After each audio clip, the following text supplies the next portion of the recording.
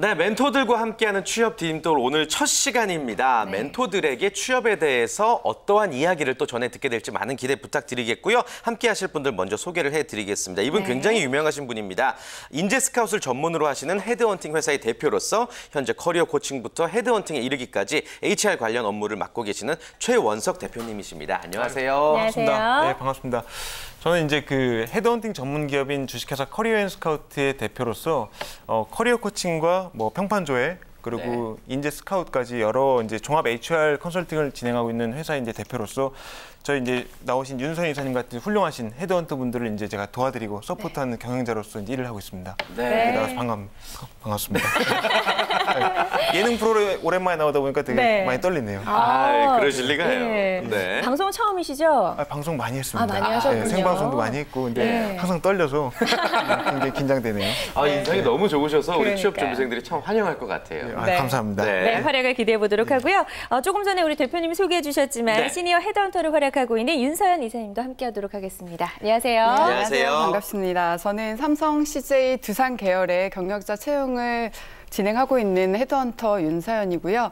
커리어앤스카우트의 어떤 미모를 담당하고 있다고 뭐 겸손하게 말씀드릴 수 있습니다. 윤서연이라고 합니다. 본인 스스로 그렇게 미모를 담당하고 있다고 이야기해 주신 분 처음이었는데. 진짜로 헤드헌터 분들 중에 진짜 굉장히 미모로 유명하실 것 같아요. 아닙니다. 대본에도 없는 내용이고요. 그래요. 알겠습니다. 아무튼 두 분을 통해서 오늘 다양한 이야기 전해 듣도록 하겠고요. 일단 우리 최원석 대표님, 취업 컨설턴트 이제 헤드헌터로 오랫동안 일을 하셨습니다. 이 일에 몸담게 된 특별한 계기가 있으세요, 예전에? 일단 저는 엄밀히 말씀드리자면 윤서영 이사님이 현직 헤드헌터시고 네. 저는 지금 헤드헌터 업무는 하지 않고 헤드헌팅 회사를 이제 운영하면서 운영하면서 헤드헌터 분들이 이제 제대로 헤드헌팅 하게끔 지원해드리는 역할을 하고 있기 때문에 헤드헌터 출신으로서 이제 말씀드리자면은 헤드헌터를 하다가 이제 좀 이상적인 헤드헌팅 폼을 만들고 싶었고 또 지금 커리어 코칭이나 취업 컨설팅, 헤드헌팅이 다 긴밀히 연결이 돼 있어요. 기업을 담당하는 헤드헌터는 법인을 상대, 취업 컨설팅이나 커리어 코칭은 개인을 상대 연결이 돼 있죠. 그래서 하게 된 이유는 아까운 인재들이 단지 스펙 필터링이나 뭐 자기 진로나 적성을 발견하지 못해서 기업도 인재도 서로 접점을 찾지 못해서 이제 놓치는 아까운 사례들을 많이 봤기 때문에 이런 어떤 소명의식을 갖고 커리어 코칭을 계속 하고 있습니다. 그걸 이제 학생들이나 취업 준비생들 이제 취업 컨설팅이라고 하고 저희 뭐 현업에 계신 분들은 이제 보통 커리어 코칭이라고 합니다. 커리어 코칭. 이렇게 해서 정말 수많은 인재들과 기업을 잘 연결해 주셨을 것 같은데 그동안 정말 많은 인재들을 연결해 주셨을 텐데 이렇게 헤드헌터 업무를 하면서 가장 보람을 느끼실 때는 어떤 때예요?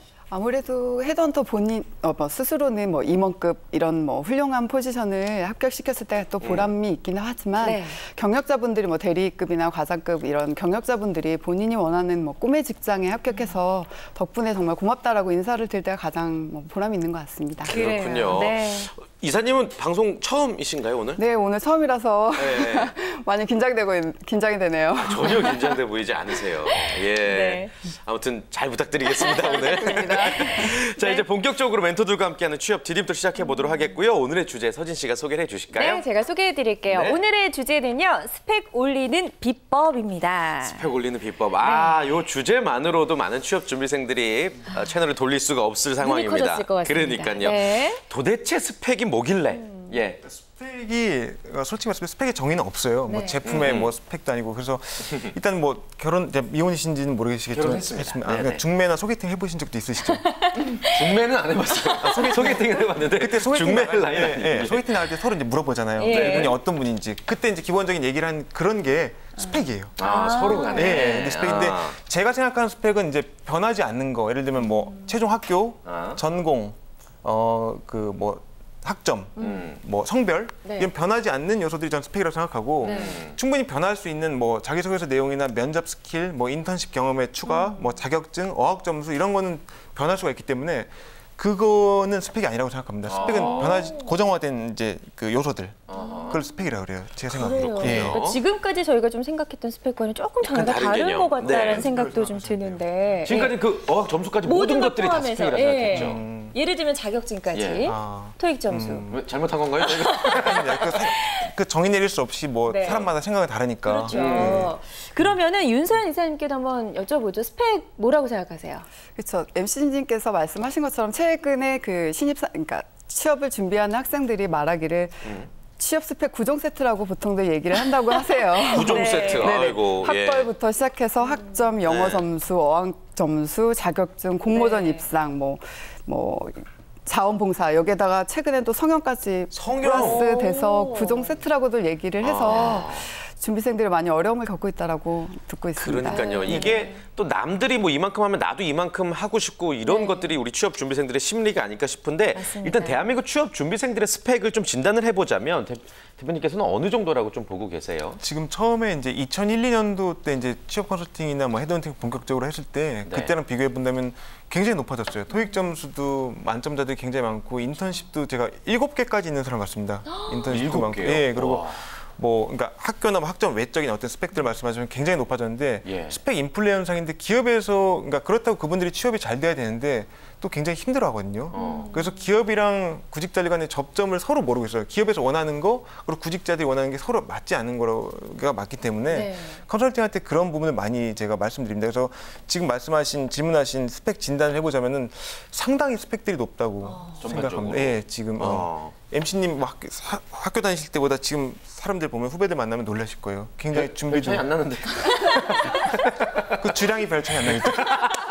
야, 이런 또 재치가 있으시네요. 그렇습니다. 사실 저희 프로그램 네. 출연했던 수많은 학생들을 보면서도 저희가 참 많이 네. 느꼈던 부분이잖아요. 맞습니다. 이렇게 요즘에 똑똑한 친구들이 많구나. 점점 네. 높아지고 예. 맞습니다. 헤드헌터 입장에서는 어떻게 보세요? 스펙이 좋으면 이직도 쉬운지 잘 되나요? 어떻습니까? 그럼요. 아무래도 스펙이 좋으면 당연히 좋은 조건에 놓이는 것은 당연하다고 보는데요. 왜냐하면 객관적인 기준이 되니까요. 그렇지만 스펙이 취업을 보장하는 요소는 아니라고 생각하고 있습니다. 네, 그러니까 중요하지만 꼭 스펙에 목매어서만은 또 안 된다 이렇게 좀 볼 수가 있을 것 같은데 우리 취업준비생들이 가장 궁금해하는 게 바로 그걸 것 같아요. 기업에서 공개 네. 채용을 할 때 신입들의 스펙 중에서 주로 어떤 걸 가장 좀 중요하게 볼까요?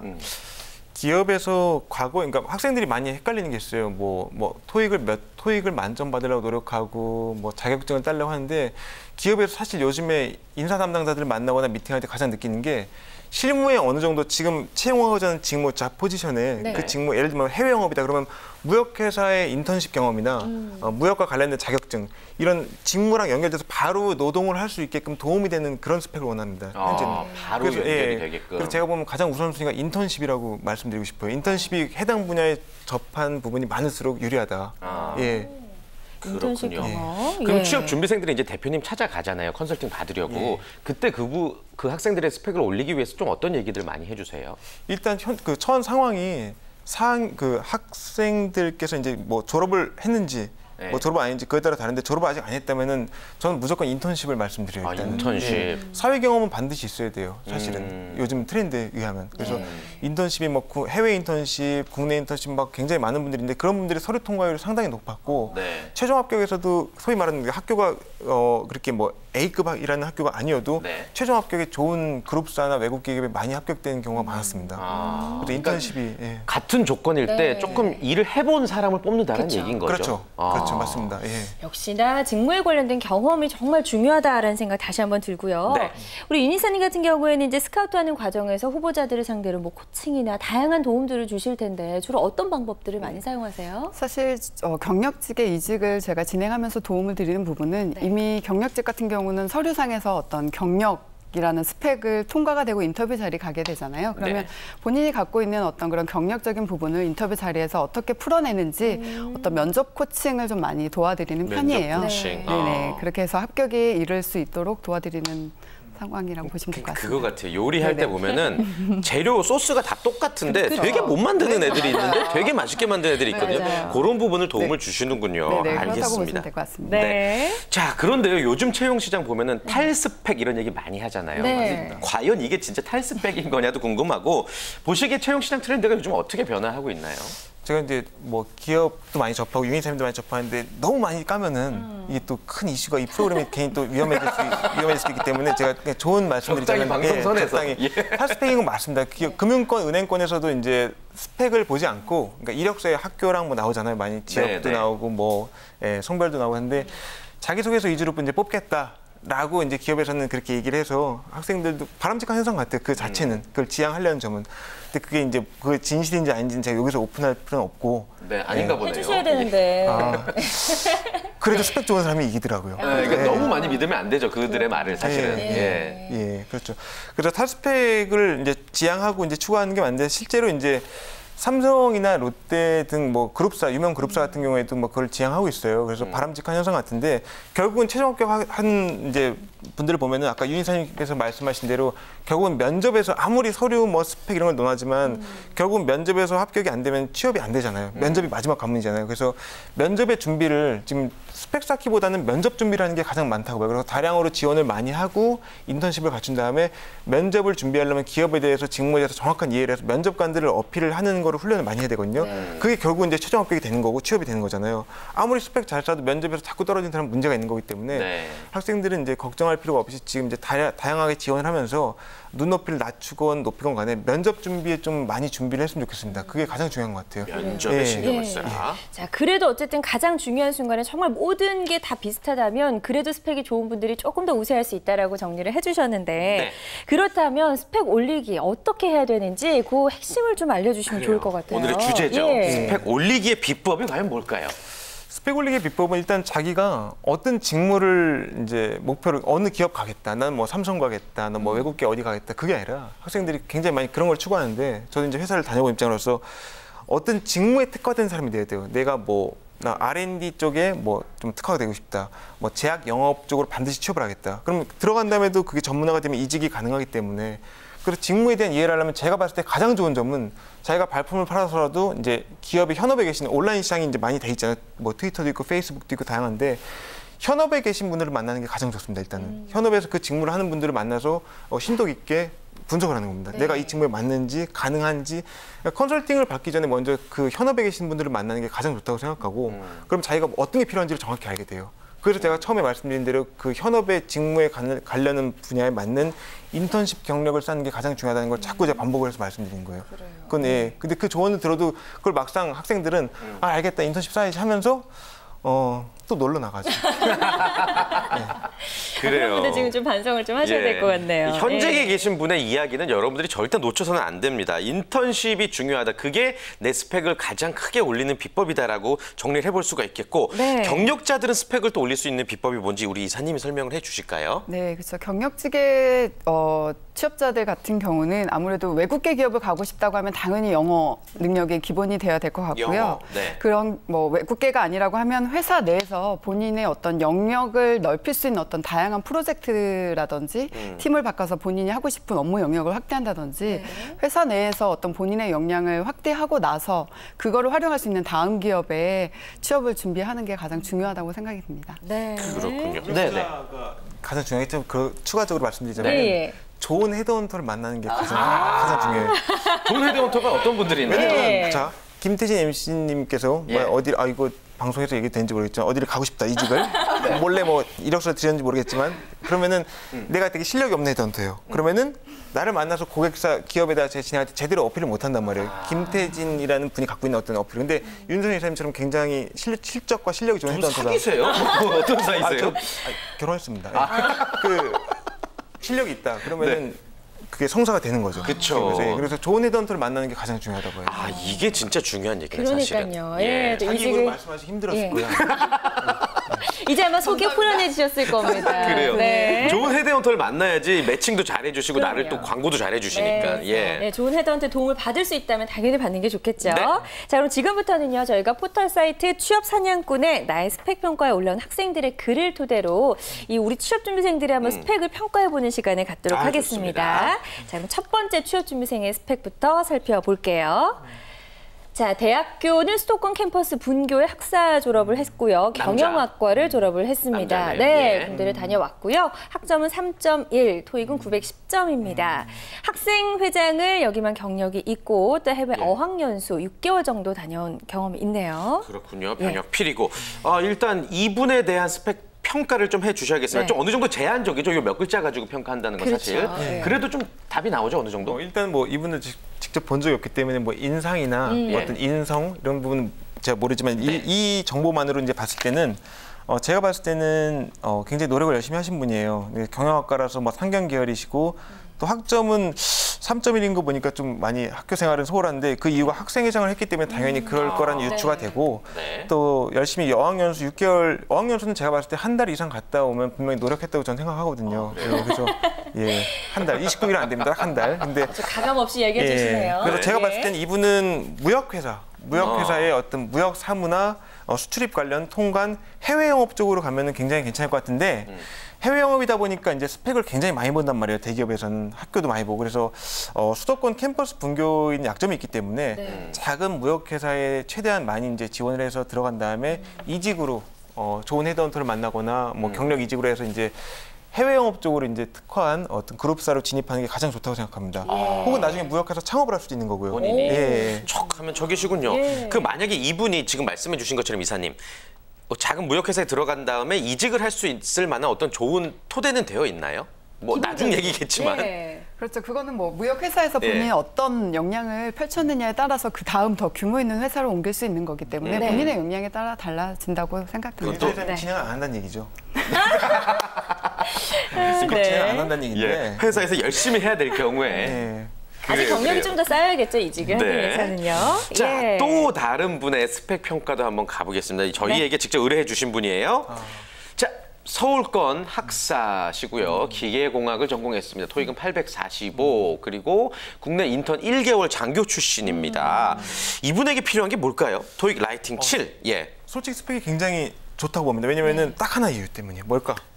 바로 장교 출신인 거. 장교 출신. 장교 출신인 부분은 굉장히 큰 메리트를 작용해요. 어떤 메리트가 있는 거죠? 왜냐면 아직은 우리나라가 그렇게 뭐 학연, 지연, 혈연도 있지만 네트워크가 중요하기 때문에 학교를 초월한 어떤 장교 기수의 모임이나 어떤 끌어주는 게 있기 때문에 선배에서 실제로 지방 국립대, 사립대 분들이 대기업에 진입하는 장교분들이 굉장히 많습니다. 그래서 이분은 장교로 간 거 굉장히 어떤 신의 한 수다. 일단은. 장교가 여기서 포인트군요. 게다가 국내 인턴 1개월이라는 건 분명히 본인 생각이 있어서 스펙 쌓기를 하려고 간 건데 이 역시 이력서상에 굉장히 좋은 어떤 커리어로 작용합니다. 한 달 너무 짧은 거 아니에요? 근데? 아니요. 인턴십은 이력서에 솔직히 이렇게 말씀드리면 그렇지만 뭐 칸 채우기용이기 때문에 6개월이건 한 달이건 사회 경험 했다는 게 굉장히 중요해요. 근데 장교 경험까지 풀었어야 되니까 이거는 호랑이가 날개를 단 격이 아닌가 그렇게 생각하고 뭐 점찍 받네요 지금 여기.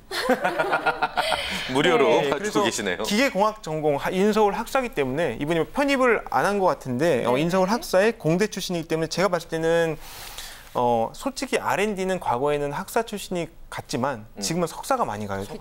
그래서 R&D 쪽이 조금 힘들 것 같고 성향으로 봤을 때 장교에다가 인턴십도 하고 토익 845인 거 보니까 좀 많이 노시는 걸 좋아하는 것 같은데 900이 안 넘기 때문에 그래서 느낌으로 봤을 때는 기술 영업 쪽이나 아니면 제가 현대 다닐 때 했던 구매 기술 영업의 반대가 이제 구매거든요. 영업이 이제 야구라면 타자고 구매가 수비수 같은 역할이에요. 영업이 구매 공격을 들어가니까. 그래서 기술 영업이나 구매에 적합한 분이라고 생각해요. 공대 출신으로. 그렇군요. 이분이 여기서 스펙을 좀 올리려면 토익 올리는 게 제일 현실적으로 좋겠네요. 솔직히 말씀드리면 토익은 이 정도면 괜찮은 것 같습니다. 이분 여기서 멈춘 이유가 있을 거예요. 본인의. 스스로 잘 아는 거죠. 그렇군요. 알겠습니다. 자, 이렇게 여러분들이 직접 스펙 평가를 의뢰할 수 있는 거죠? 그렇습니다. 취업 사냥꾼 카페 다음 포털에 있는 카페고요. 나의 스펙 평가에 글을 올려주시면 저희가 방송을 통해서 여러분의 스펙을 정말 가감 없이 지금 좀 솔직하게 평가를 해드리도록 하겠습니다.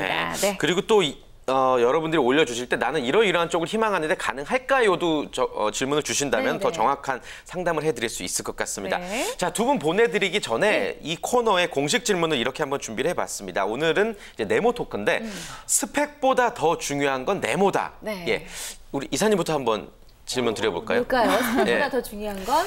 말씀하신 것처럼 모든 지원자들이 똑같이 스펙을 준비한다고 하면 거기에서 특화된 본인만의 어떤 갖고 있는 적성이라든지 인성이라든지 본인이 가장 잘할 수 있는 게 무엇인지를 본인이 찾는 게 가장 중요한 스펙 조건이 아닐까 싶습니다. 그러면 결론은 네모 안에 들어갈 말은? 네모를 말씀하셔야 돼요. 네모. 인성이라고? 인성. 네네. 인성? 스펙보다 더 중요한 건 굉장히 깜짝 놀라시네. 그 대답에 놀라우신가 봐요. 무슨 생각? 아니요, 저는 다릅니다. 멘탈입니다. 멘탈. 멘탈이 굉장히 이유를 강해야 좀 돼요. 들어봐야 될 것 같아요. 이유는 제가 말씀드릴 시간이 너무 좀 부족하기 때문에 다음 시간에 말씀드려야 되겠고 왜냐면은 취업 기대가 안 되는데요. 취업 준비할 때는 솔직히 자기 자신과의 싸움인 것 같아요. 앉아갖고 인터넷 보면서 계속 지원을 하면서 계속 서류 탈락하고 면접에서 이유 없이 기업에서는 이유를 안 알려주거든요.